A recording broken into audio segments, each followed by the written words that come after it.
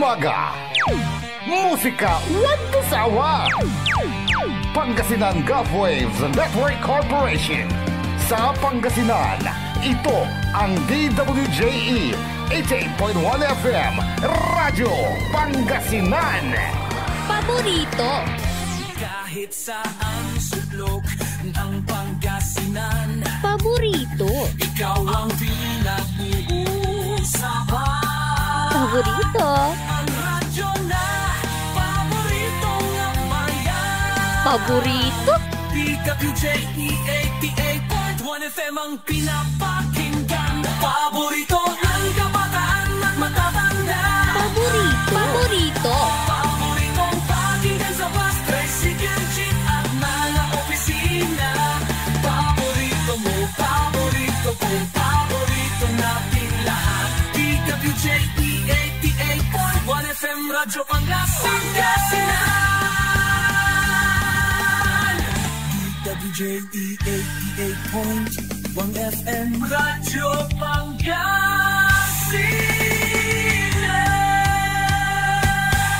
Paborito. Ang susunod na programa ay rated GP. GP? Ano yun? Garantisadong pampaborito!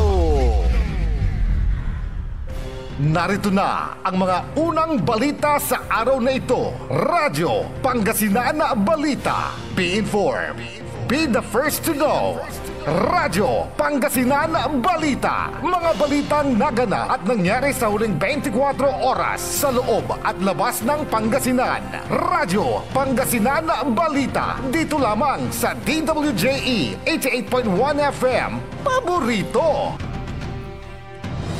Good morning! Maambig niya kabasan at si kayo namin kapaborito. Ang gunatan ng Miyerkules, Hunyo 11, 2025. Welcome po muli sa Radyo Pangasinan Balita. At ngayon sa ulo po ng ating mga balita. Sa ating balitang lokal, coastal town ng Bulinaw at Anda nagnegatibo na sa red tide toxin. Radyo Pangasinan Balita. 80 lifeguards at sa ilalim naman sa life support refresher course. Radyo Pangasinan Balita. Sa ating balitang pambansa, Senado formal nang nag-convene bilang impeachment court. Radyo Pangasinan Balita. Vice President Sara Duterte bumiyay patungong Malaysia. Radyo Pangasinan Balita. At sa ating balitang pandaigdig, 4 na tripulanteng nawawala sa nasunog na cargo ship patuloy na pinaghahanap. Radyo Pangasinan Balita. At sa ating balitang sports, Carlos Yulo at ilang mga gymnast magsasanay sa Japan. Radyo Pangasinan Balita. At sa ating balitang entertainment, Pura Vega napawalang sawa o kaya napawalang sala sa kontrobersyal na performance. Radyo Pangasinan Balita.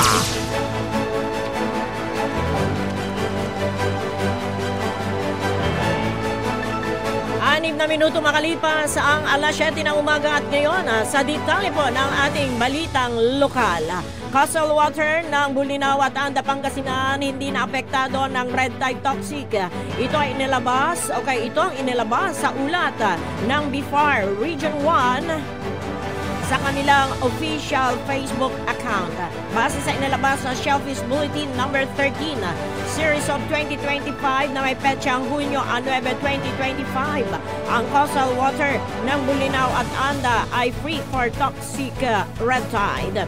Matatandaan na noong Abril 10 ng taong kasalukuyan nang magpalabas ang BIFAR ng advisory na ang mga shellfish meat samples na nakokolekta sa coastal water ng Bulinaw at Anda, Pangasinan ay positibo sa red tide toxin.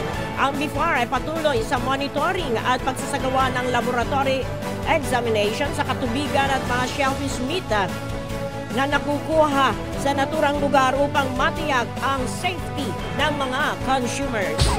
Radyo Pangasinan Balita. Samantala, Bilang bahagi naman ng Tourism Safety Program, 80 lifeguard sa bayan ng Bulinaw, Pangasinan ang sasailalim sa Basic Life Refresher Course ngayong buwan ng Hunyo. Sa pahayag ni Charmaine Lazo, Head Executive Assistant ng Bulinaw Tourism and Information Office, ang nasabing training ay para matiyak na ang mga lifeguards ay handa sa mga emergencies, lalo na sa mga beach resorts and tourist area. Kailangan na maging updated umano ito sa kaalaman at hands-on skills ang mga lifeguards, lalo na kapag may nalulunod na ito ang paunahing concern sa mga coastal towns. Ang bayan ng Bulinaw ay isa sa mga dinarayo ng mga turista. Radyo Pangasinan Balita. 8 minuto makalipas ang alas 7 ng umaga at ngayon, sa detalye naman po ng ating balitang pambansa. Formal nang nag-convene kahapon ang Senado bilang impeachment court kung saan nanumpa sa harap ni Senate President Francis Cheese Escudero bilang presiding officer ang 22 senator ng 19th Congress na tatayong judges sa impeachment trial ni Vice President Sara Duterte. Sa 22 senador, hindi nagsuot ng kulay maroon na robe sina Senator Cynthia Villar, Amy Marcos at Robin Padilla, kabilang ang 3 sa mga sumusuporta sa mga Duterte. Naantalang nakatakdang panunumpa ng mga senador matapos pagbigyan ang privilege speech ni Senator Ronald Bato de la Rosa na naglalayong i-dismiss ang impeachment case laban sa vice-presidente. Naniniwala si de la Rosa na lumabag sa 1-year ban ang impeachment complaint na inihain laban kay Duterte sa House of Representatives. Tinutulan ni Senate Minority Leader Aquilino Cocom Pimentel Jr. ang privilege speech ni De La Rosa dahil hindi ito kasama sa agenda. Kinontra rin ni Senator Judge Risa Hontiveros ang motion ni De La Rosa dahil ang dismissal umano ng trial ay maaari lamang gawin ni Vice President Duterte. Pumayag na lang si De La Rosa na baguhin ang kanyang motion kung saan i-remand na lang o ibalik sa Kamara ang impeachment case laban kay VP Sara. Paliwanag naman ni Senator Alan Cayetano, wala na silang oras para pagdibatehan kung ibabasura ang impeachment case base sa mga grounds na tinukoy ni De La Rosa na nilabaga ang Constitution dahil higit ilang beses na ihain ang reklamo at hindi rin ito pwedeng tumuloy sa 20th Congress. Binigyang diin ni Cayetano na kung i-remand sa Kamara ang impeachment case ay malaki ang tsansang sa 20th Congress na ito matutuloy.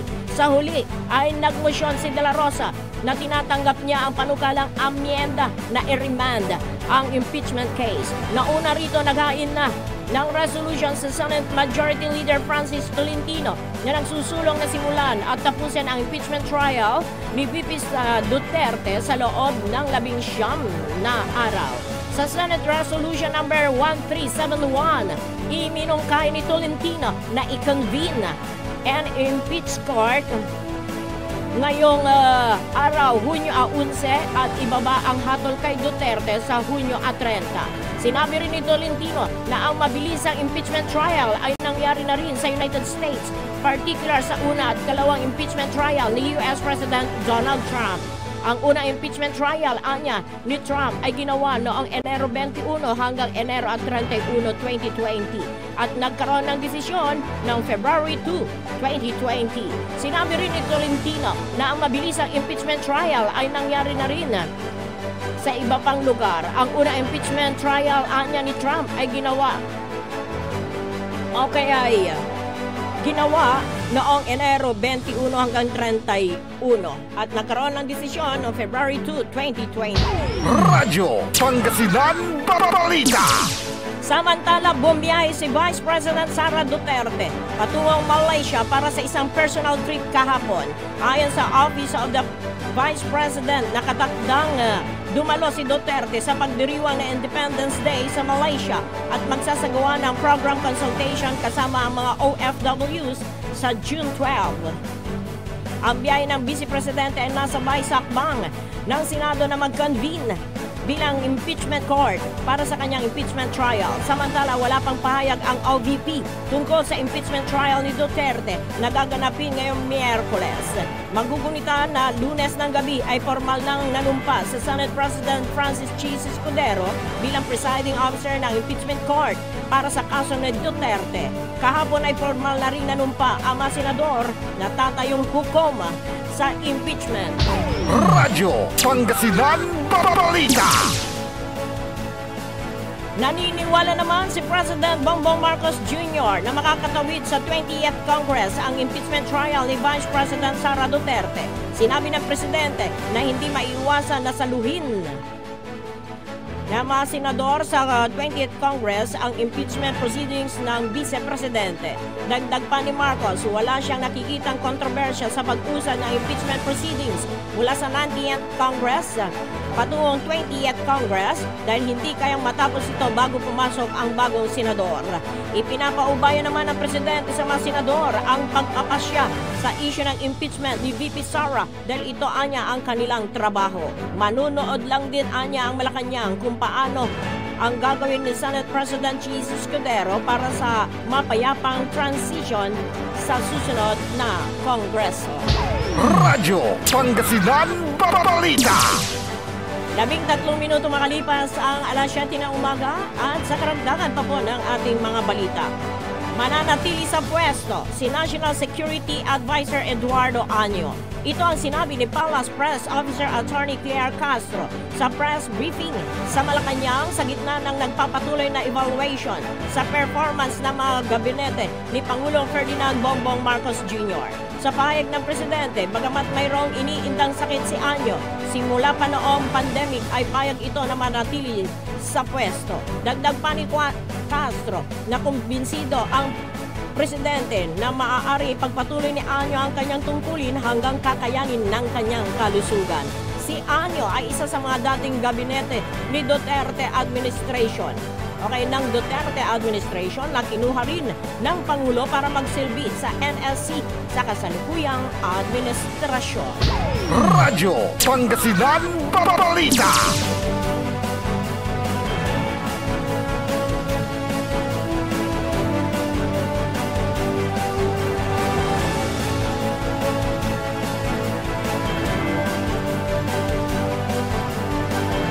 Umabot naman sa kabuang bilang na 15,765 na mga barko ang namataan ng Armed Forces of the Philippines o kay AFP sa karagatan ng Pilipinas simula pa lamang nitong Mayo 1 hanggang Mayo 31. Ayon kay AFP spokesperson Colonel Francil Margaret Padilla, pinakamaraming bilang mula rito ay dahil na rin sa mga illegal na presensya ng mga Chinese Coast Guard vessels na binubuo ng 15 CCG vessels at 11 PLA Navy ships na siyang namataan sa Baho de Masinloc. Mula naman sa bilang 12,608 dito ay pawang mga foreign ships habang 3,157 naman ang mga lokal na sasakyang pandagat at 1,349 naman ang hindi tumungo sa mga naging tumugon sa mga naging radio challenges ng AFP. Samantala, kabilang rin sa mga lugar na nakapagtala ng mataas na bilang ng mga namataang mga barko na hindi sumasagot sa mga sinasagawang radio challenges ng militar ay ang Pag-asa Island na nakapagtala ng 665 vessels, Tubahata Reef na mayroong 184 at ang Ayungin Shoal na nakapagtala naman ng 125.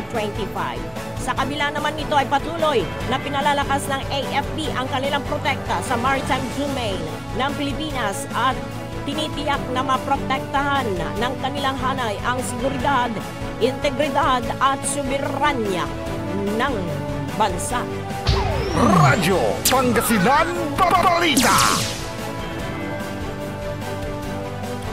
Itinuturing naman ng House of Representatives na isang welcome development ang panunumpa ni Senate President Francis G. Escudero bilang presiding officer sa impeachment trial laban kay Vice President Sara Duterte. Ginawa ni House spokesperson Princess Abante ang pahayag sa isang pulong balitaan. Matatandaan na Noong gabi ng Lunes, opisyal nang nanumpa ang liderato ng Senado bilang presiding officer sa impeachment trial. Uliting iginiit ng House official na ipinapaubaya na sa discretion ng Senado ang desisyon sa impeachment case laban kay Vice President Sara Duterte. Hiling lamang anya nila na maging tapat sa konstitusyon ang mga senador na tatayong mga judges. Radyo Pangasinan Balita.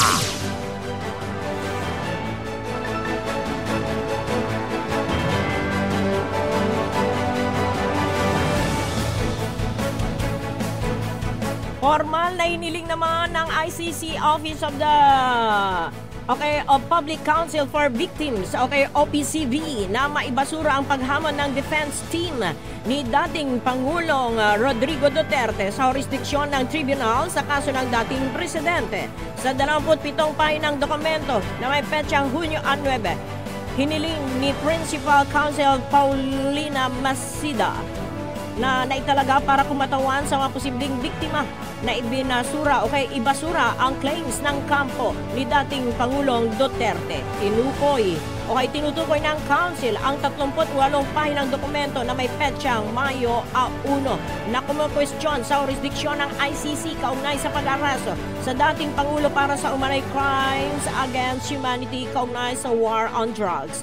Ito ang ginamit naman ng kampo ng dating Pangulo para iapilan na agad siyang palayain at agad-agad na mapawalang sala ang kaso mapawalang bisa ang kaso laban sa kanya.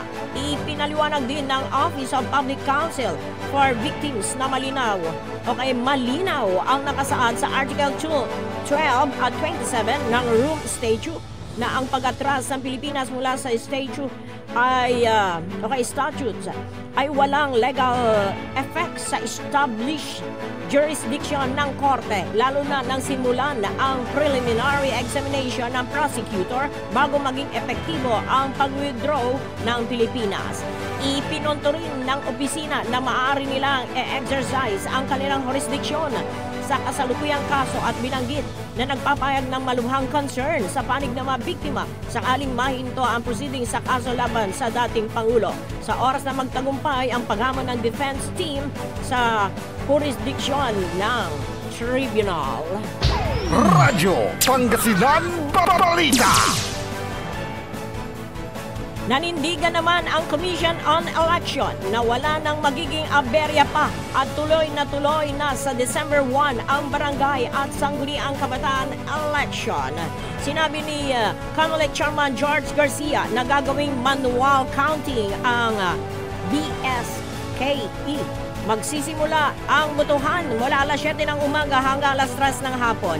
Maglalaan din ang COMELEC ng maagang oras para makaboto ang mga senior citizen, persons with disabilities at mga buntis. Magsisimula naman muli mula Hulyo 1 hanggang 11 ang registration para sa barangay and SK election, habang ang filing of certificate of candidacy ay mula October 1 hanggang 7.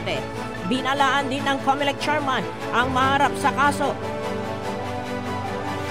ang mga local officials na magsusuporta sa kandidatura ng isang barangay official ay bawal din ang maito na ikampanya gamitin ang pondo ng gobyerno at mga proyekto para sa mga kandidato. Radyo Pangasinan Balita.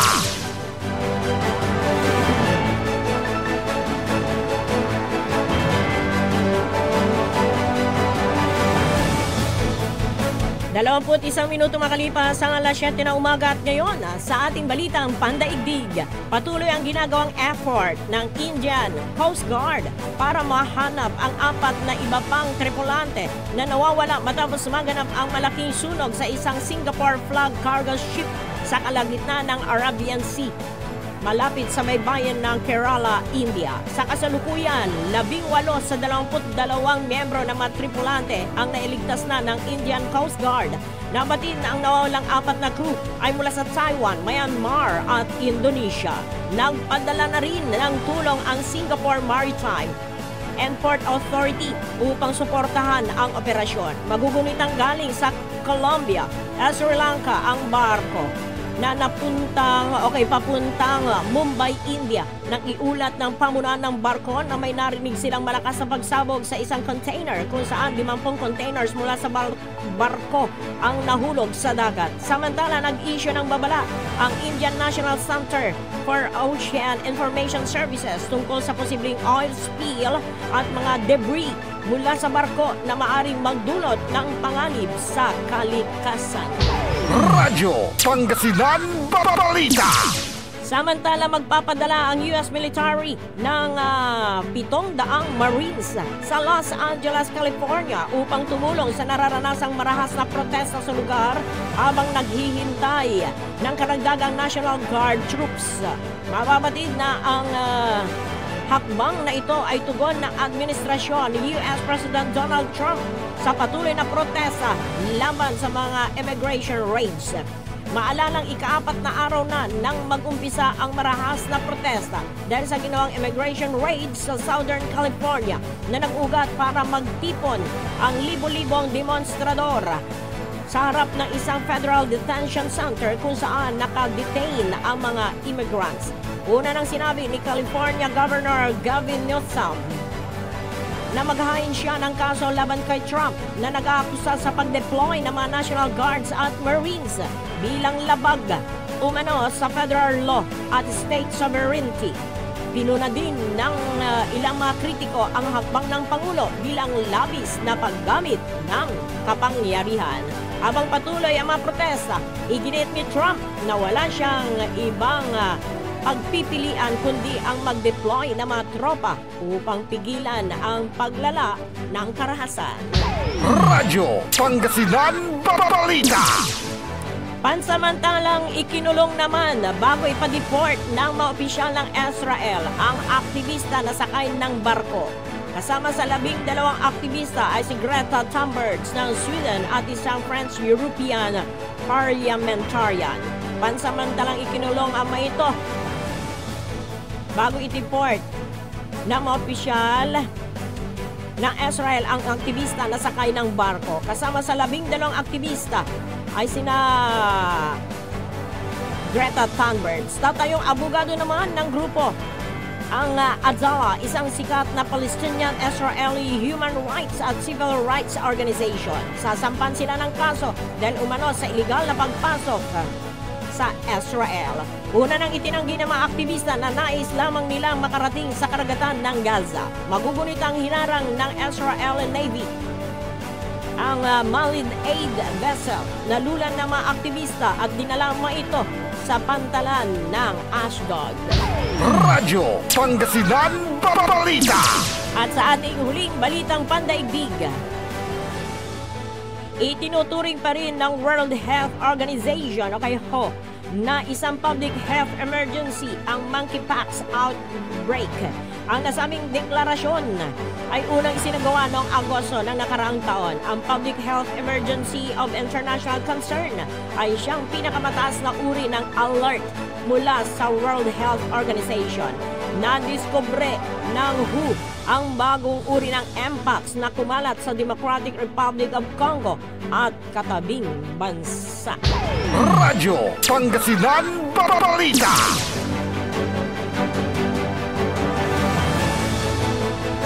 Alas 7:25 na po ang ating oras at ngayon sa ating Balitang Sports. Ang nasabing pagsasanay o kaya ay nakatakdang magsanay sa bansang Japan, si Filipino Olympic gold medalist Carlos Yulo at ilang gymnast ng bansa. Ang nasabing pagsasanay bilang paghahanda ng bansa para sa World Championship na gaganapin sa Jakarta, Indonesia mula October 19 hanggang October 25.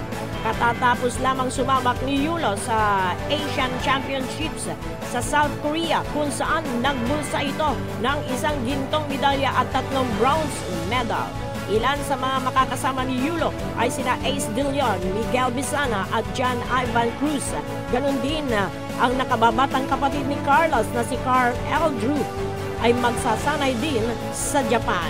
Una rito ay halos 10 buwang na mainga si Yulo mula sa tagumpay niya ng Paris Olympics kung saan tinayak niya na makakamit niya ang tagumpay sa mga torneo na kanyang sasalihan.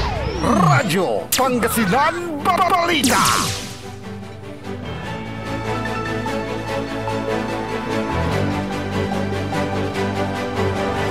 At sa karagdagan pa po ng ating balitang sports, tinanghal na kampiyon ang Portugal sa Nations League matapos na talunin ang Spain sa score na 5-3. Nakuha ng Portugal ang panalo matapos ang penalty sa 2-2 draw sa final. Naging emosyonal si Cristiano Ronaldo matapos ang pangalawang titulo na nakamit ng kupunan. Naitala rin ni Ronaldo ang kanyang ika-138 international goal sa pamamagitan ng penalty shootout. Nagwagi naman sa ikatlong pwesto ang France nang talunin nila ang host country na Germany sa score na 2-0. Radyo Pangasinan Balita. At ngayon sa ating balitang entertainment, napawalang sala ng Manila Regional Trial Court si Pura Luca Vega o kaya Amadeus Fernando Pagente na sa tunay na buhay kaugnay ng kasong isinampa laban sa kanya dahil sa viral niyang drug performance na ama namin habang nakasuot ng kasuotan ni Cristo. Batay sa naging desisyon ng korte na may petsa Hunyo 10, sinabi ng Branch 184 ng Manila RTC sa panguna ni Judge Zarina Zaponte Villanueva na hindi napatunayan ng prosecution ang pagkakasala ni Luca.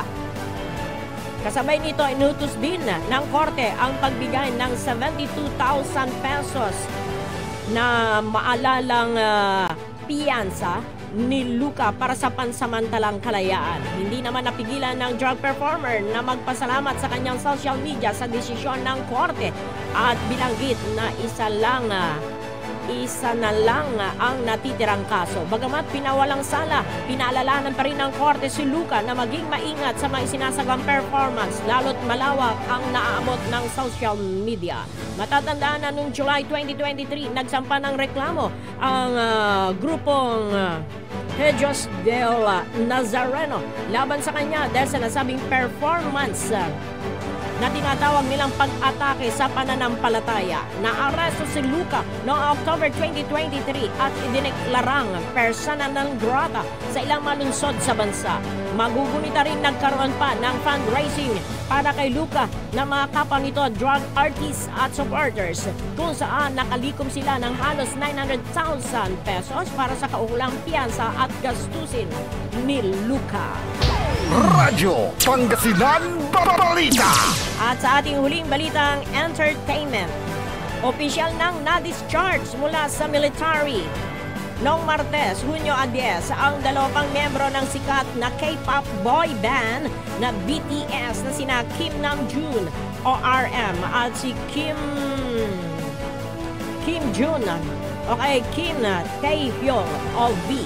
Nakumpleto ni RM ang kanyang 18 buwang mandatory military service sa Hwacheon, Gwangyeon Province, habang nakumpleto naman ni V ang kanyang mandatory military duty sa Shancheon, Gwangyeon Province. Makikita sa ibinahaging live stream video sa military discharge ng BTS members na sabay na binate ni na RM at V ang mga nakaabang na media sa labas ng military training center sa Sinbok Sports Park, Changchun. Hinandugan naman ng leader ng BTS na si RM ang mga nag-abang na fans at media ng instrumental music gamit ang saxophone. Sabay na nag-alay ng pagsaludo at pinaunlakan ni na RM at V ang mga katanungan mula sa mga press. Matatandaan sabay na na-enlist sa military sina RM at V noong December 2023.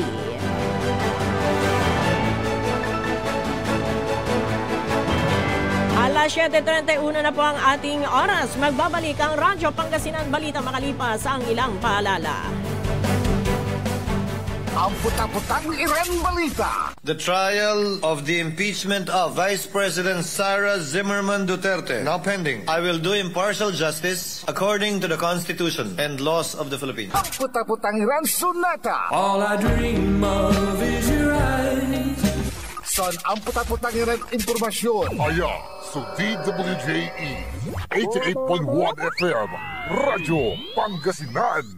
Paborito.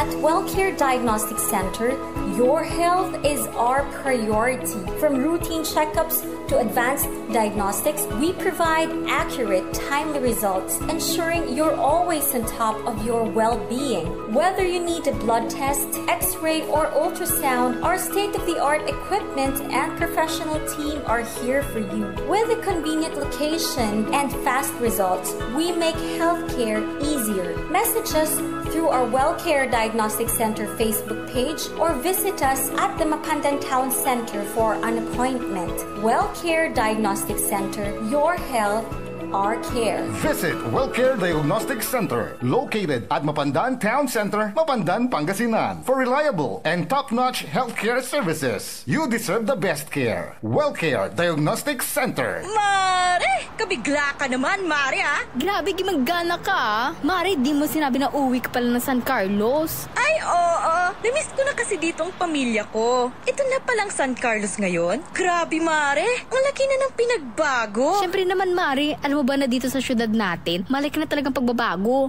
Mula sa mga infrastruktura, nandiyan na mga konkretong daan at mga bagong pasilidad. Wow! Meron din tayong trending na ayos, kalusugan karavan na nagbibigay ng libreng serbisyong medikal. Balita na! Saka, nandyan din ang mga programang pag-agrikultura para sa ating mga magsasaka. Ay, wow! At higit sa lahat, Maria, ang pagpapanatili ng peace and order ng ating syudad. Perfect! Di lang yan, binibigyan din ng halaga ang kapakanan ng lahat ng tao at pantay na karapatan sa mga serbisyo ng gobyerno. Grabe, Mare! Ang bongga na talaga ng San Carlos. Parang ayoko na bumalik sa ibang bansa. Oo, Mare. Kung ako sa'yo, dito ka na lang sa San Carlos. Dahil sa San Carlos, tunay na subok na ang serbisyong ayos. Mayor Julia Ayo Resuello po, kasama si Vice Mayor Jose Resbox Resuello at ang Sangguniang Panglungsod ay nandito upang umagapay at magserbisyo sa ating minamahal na syudad. San Carlos, maunlad, ligtas at maayos. Are you looking for construction services? Art Construction Services is the name of the game. They do civil works and engineering, structural waterproofing, swimming pools, road constructions, condominiums, big warehouses, at marami pang iba. Art Construction Services, pulido ang trabaho at tapat sa serbisyo. Main office, Saging Dinalupihan, Bataan, at may satellite office sa may Bunuan Gazette, Dagupan City. You may contact Miss Tyra Sweet at 0962-806-7360. Art Construction Services. Hanap mo ba ang legit at malinamnam na boneless bangus kapaborito? Heto na ang Donna Dagupan Boneless Bangus. Malinis at malinamnam, araw-araw bago. Mura ang presyo at pwedeng pang negosyo. Legit boneless bangus. Legit supplier, Donna Dagupan Boneless Bangus. Matatagpuan sa Magsaysay Market, Dagupan City. Open 24 hours. Available din ang boneless bangus, Shanghai bangus, spicy bangus, boneless tinapa bangus, at rellenong bangus. Donna Dagupan Boneless Bangus. Matatawagan po sila sa 0939-415-8547 at 0930-284-5333. Donna Dagupan Boneless Bangus. Financial needs? Sagot ng First Choice Finance Corporation yan. They offers loans, collateral loan, auto loan, motorcycle loan, real estate loan, character loan, at marami pang iba. They are located at the second floor, GNM Building, number 86, Bunuan Gazette, Centro, Dagupan City. May branch din po sila sa Urdaneta City at Baguio City. First Choice Finance Corporation. For more information, you may contact 0995-756-9235, 0912-890-2422. 075-540-7591 or 0917-508-9188. First Choice Finance Corporation. Gusto mo bang maging healthy kapaborito at malayo sa iba't ibang sakit habang ikaw ay nagkakaedad? Eto na ang Elixir Placenta 3-in-1 Stem Cell Therapy, DNA at Anti-Inflammatory Therapy Food Supplements. Panlaban sa iba't ibang sakit tulad ng hypertension, diabetes, cancer, sakit sa bato at iba pa. Hindi mo na kailangan gumastos ng malaki para magpa-stem cell. DFA approved. For more information and orders, you may contact contact Miss Lori 0916-229-4977 or 0917-474-4515. Elixir Placenta 3-in-1 Therapy. Mas pinalakas, mas pinatindi, mas pakikinggan. Serving Pangasinan through music, news, and information. Ito ang DWJE 88.1 FM, Radyo Pangasinan. Jad Dagupan, walay saksakay ang radio station ya iyayag nasaray Dagupenyo. Jad Bunuan Binlog. Paborito. Bunuan Buking. Paborito. Bunuan Gese. Paborito. Kalmay. Paborito. Karae. Paborito. Tanjad Karanglaan. Paborito. Aya, so 88.1 Radyo Pangasinan. Paborito ng kabataan at matatanda. Paboritong pakinggan sa bus, tricycle, jeep at mga opisina. Paborito mo, paborito ko, paborito nating lahat. DWJE 88.1 FM Radyo Pangasinan. DWJE 88.1 FM Radyo Pangasinan.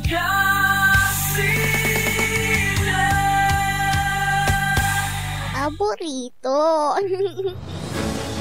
Alas 7:38 na po ang ating oras. Tuloy-tuloy pa rin tayo sa ating programang Radyo Pangasinan Balita. June 11 natin, kapaborito agaw ng Miyerkules. June 11, 2025. Asing girl ay sahod. Speaking of sahod, ay agi, kuandare ay karaklan. Ay agi, wala ni kasi akra. Ay maong kila, maong kinin, tawalay akra. Di ba? Wala ni nakra. Kaysa angga po, di ba? O anong meron, ipagpasalamat po natin. Yung kulang, doblehin po natin yung pagsisikap. Sabi nga, dapat maging mapamaraan ho tayo. At wag ho tayong padadali o kaya patatali. Yan, sa dahilan. Dahil kapag nagpatali na ho tayo, sa dahilan, ay dako, so nairason tayo. Kasi puro kasi. Kasi unya ay. Ay sos, perdona, walang katapusang o kaya walang katapusang kasi. Alisin po natin yung kasi. Palitan po natin, ganito ang gagawin ko. Di ba? Word for the day, mga kapaborito, smile. Oo, ngumiti lang ho tayo. Ngitian lang ho natin, ano man yung sitwasyon ho natin. Dahil hindi po tayo namamalagi sa ganyang sitwasyon. Smile lang, mga kapaborito. Sabi nga nila, kapag ngumiti ka, marami kang mahahawa. Kaya mas mabuti yung makahawa tayo ng mabuting bagay. Pampa-good vibes. At libre yan, walang bayad, mga kapaborito. Kaya wag nating ipagkait. At kapag ngumiti ka, gumagaan din ang pakiramdam mo. Totoo yun. Try mo lang na ngumiti. Di ba? Huwag ngiting aso, o kaya ngiting bakas. Nung ngiting bakastan, ay agay, perdona, 14. Kuiraan to ka man, kwanda. Alas 7:40 na po ang ating oras. Nakan sa mga may pasok po ng alas 8, bilis-bilisan ho natin ang pagkilos, mga kababorito. Tapian agnayon na late, mahirap so na late natan. Kunting late, may bawas sa sahod. Oh, sabi nga nila, di bali nang mas maaga ka ng 1 oras kaysa malate ka ng 1 minuto. Correct ka dyan. Paborito, araramay man tutapat, no, natuloy sa barangay, SK election, tuloy na tuloy, sabi ng COMELEC. Yes, mga kapaborito, wala pa namang batas na nagpipigil dyan dahil ang ating mga mambabatas ay busy ngayon regarding po dyan sa impeachment. Impeachment laban po kay Vice President. Pero believe ka, kay Vice President Sara Duterte, bimiyahin ni Malaysia. Diba? Ayon po sa kampo ng ating Vice Presidente, kasi doon ipagdiriwang, okay, makikipagkaisa sa pagdiriwang ng Independence Day, Araw ng Kalayaan, kasama niya mga OFW sa Malaysia. Bukas na yan mga kapaborito. June 12. At napansin nyo ba mga kapaborito na ang ating bandila ay nakasabit na po sa iba't ibang establishmento. At proud na proud ako bilang Pinoy. Kaya maging proud ho tayong lahat mga kapaborito. Hindi man pa ho tayo nakakalaya sa kahirapan. Talagang ganyan ang buhay mga kapaborito. Oo, itong hirap ng buhay, lalala pa ito. Totoo yun. Nasa Bible po yan eh. Ang nasa Bible hindi mababago. Pero yung kahirapan, mga kapaborito, sa atin po, yung kahirapan dito sa mundo, hindi na yan mababago. Pero tayo, pwede nating mabago yun. Sa pamamagitan ng ay maging masipag ho tayo. Kaya eto bukas mga kapaborito sa mga job seekers, sa mga job hunters ho natin, good news. Bakit kanyo? Meron pong isasagawa na job fair. Opo, sa iba't ibang lugar dito po sa ating lalawigan ng Pangasinan at sa iba't ibang lugar sa ating bansa. Dito sa Pangasinan, meron dyan sa Western, sa Eastern, dito sa Central, dito sa Dagupan City. Meron yan mga kapaborito. Kaya doon sa mga job hunters ho natin, mayroon nang sinagawang online job applications. At eto naman, face-to-face, bukas.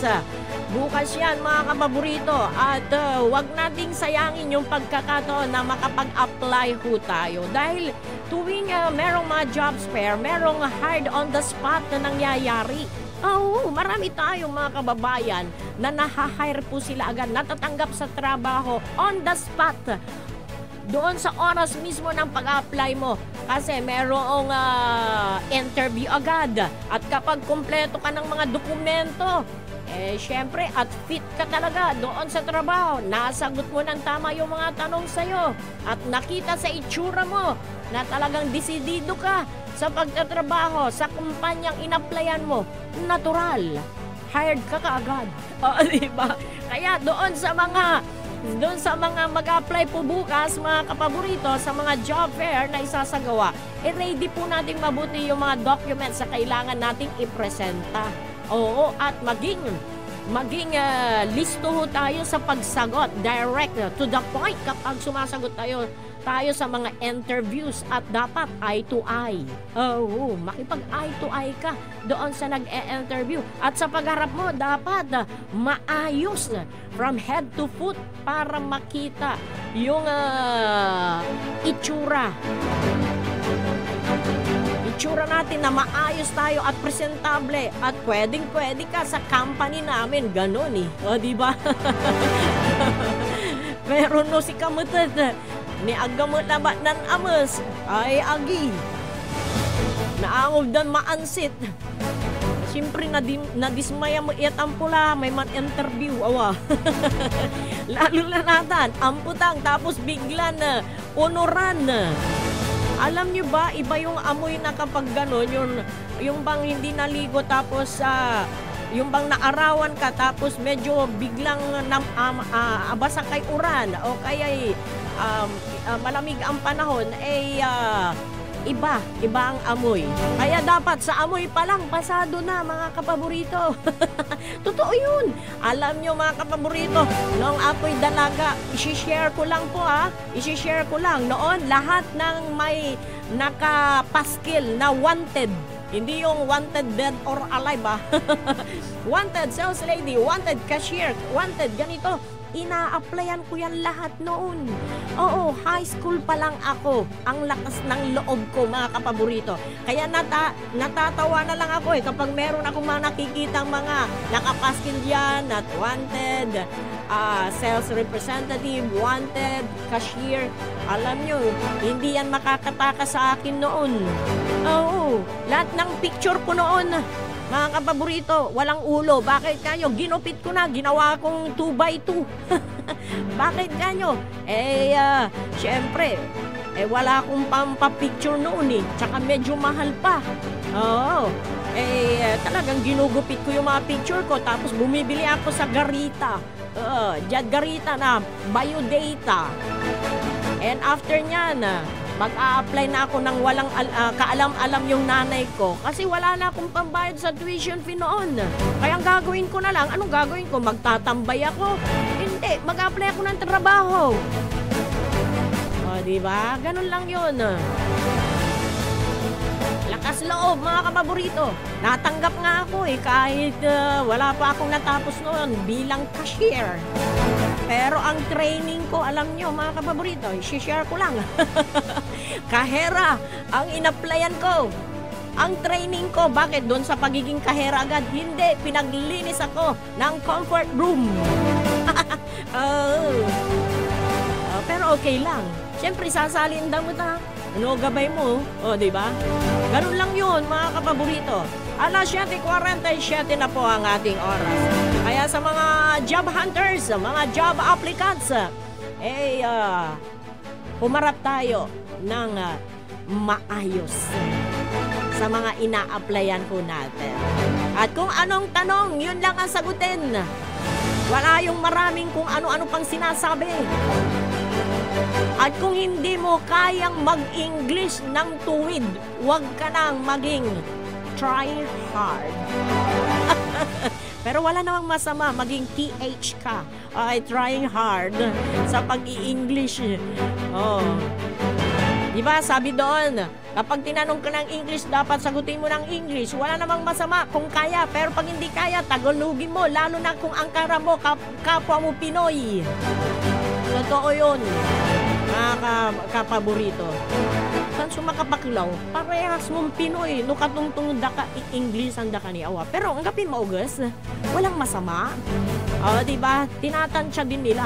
Depende naman kasi yan sa ina-applyan mo. Kung kinakailangan mag-English, di bakit hindi? Tayo mga Pinoy, TH tayo Totoo yun, try hard. Kaya nga, patok na patok ang Pinoy. Gustong-gusto sa ibang bansa. Bakit? Kinakaya kahit hindi kaya. Pero pag napatunayang kaya, minamahal ang mga Pinoy ng mga foreigner. Totoo yun. Alas 7:49 na po ang ating oras. Nako, balik ko tayo doon sa una nating sinabi na ang barangay at SK election ay tuloy-tuloy. Ayon po sa Comelec. At eto nga, yung schedule ng registration, paalala lang mga kapaborito paalala lang po, magsisimula yan sa July 1 to 11. Kung hindi ako nagkakamali, nasaan na yung kopya ko, nawawala tuloy. Ano ba yan? And yun, hanap ko na. From July 1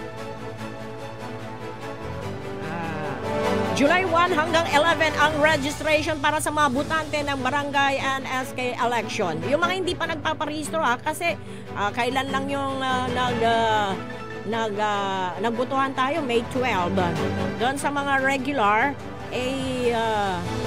sa edad na 30 plus ba yun? Kasama pa rin sa barangay and SK election. Pero yung mga mag-15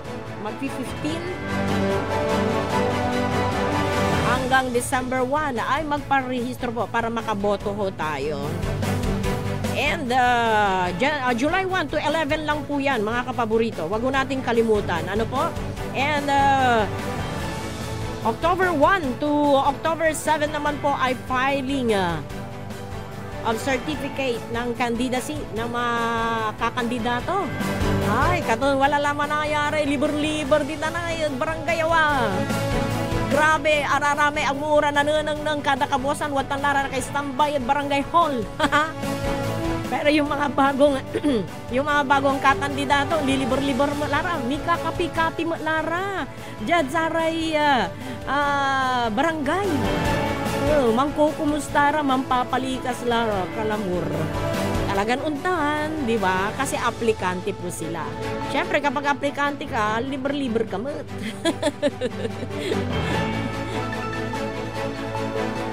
And December 1 po, yung election. Naku, maaga pong nagbabala ang COMELEC na maharap sa kaso ang mga local officials sa magsusuporta sa kandidatura ng isang barangay official. At bawal din ang mga ito na ikampanya o gamitin ang pondo ng gobyerno at mga proyekto para sa mga kandidato. Pero secret ko no. Secret ko no, may panagsuporta da.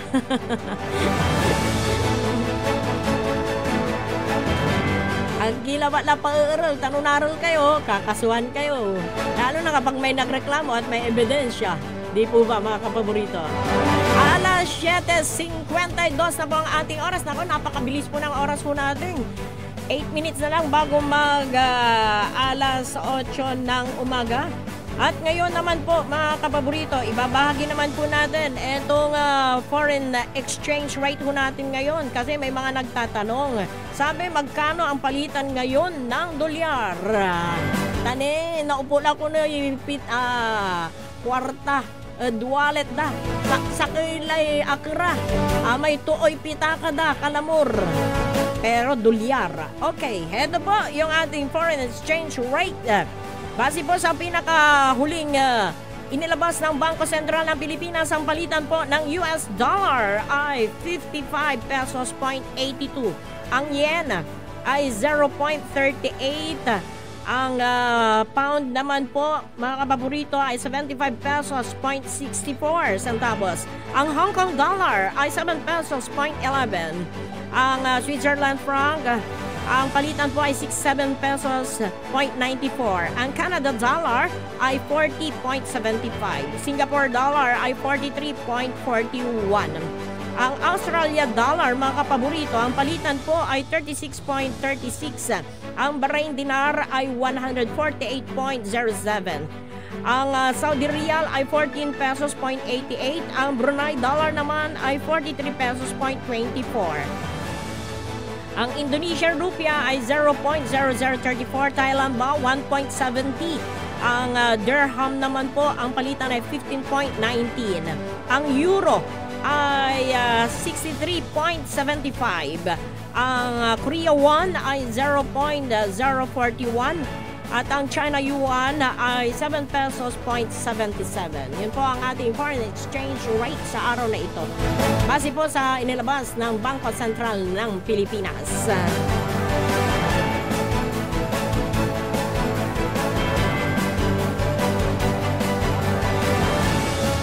Eto naman po mga kapaborito, nako, patuloy po na ikinakampanya ng Departamento ng Pangkalusugan na iwasan ho natin ang wild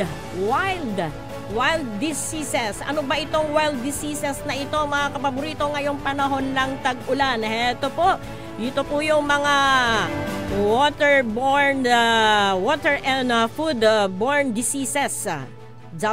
wild. At yung I ay influenza-like diseases at leptospirosis and dengue.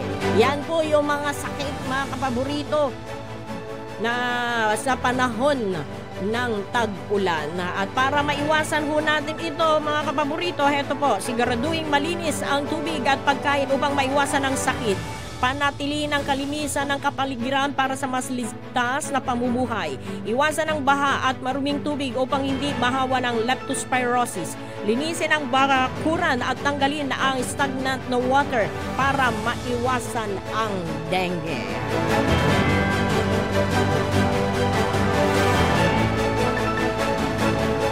5 minuto na lamang, okay, 4 na minuto na lamang po bago mag-alas 8 ng umaga at bago po tayo tuluyang magpaalam, nako, batiin muna natin yung ating mga taga-subaybay sa ating programa. Good morning kay Gab Villanueva. Yan. And syempre, good morning sa kapaborito natin na si Edita dyan sa may Japan. Oh, lagi siyang nakamonitor sa ating programa sa Facebook account ng Radyo Pangasinan. And syempre, good morning po sa ating mga kapaborito dyan sa may Villa Santa Barbara, lalo na kay Ate Aldea, kay Dr. Alaysa Ballesteros, dentist ito, mga kapaborito, and kay Jadinet Ballesteros. Good morning and happy viewing, happy listening. And good morning din po sa Liao family dito sa may Bukig, ang Gural family, kay Sayon, at kay Avia and kay Myla. Good morning kay Ate Luz Malinaw, ang aming kapitbahay dyan sa mga Bunuan Bagong Baryo. At sa lahat ng kapitbahay ko dyan. And syempre ang aking pinakamamahal na nanay, si Katita Galban Ligaspi. 85 years old, mga kapaborito. Alam nyo ba na walang maintenance yan? Oh, walang sakit.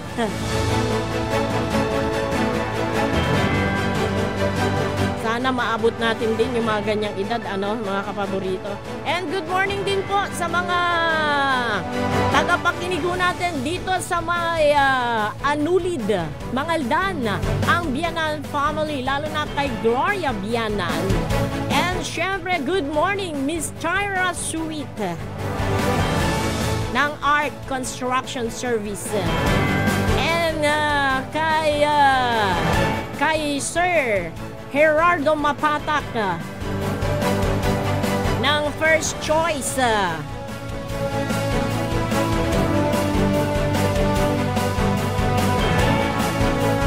First Choice Financial Corporation. And syempre, si Miss Daisy Malubay and family, ang Donna Boneless Bangus.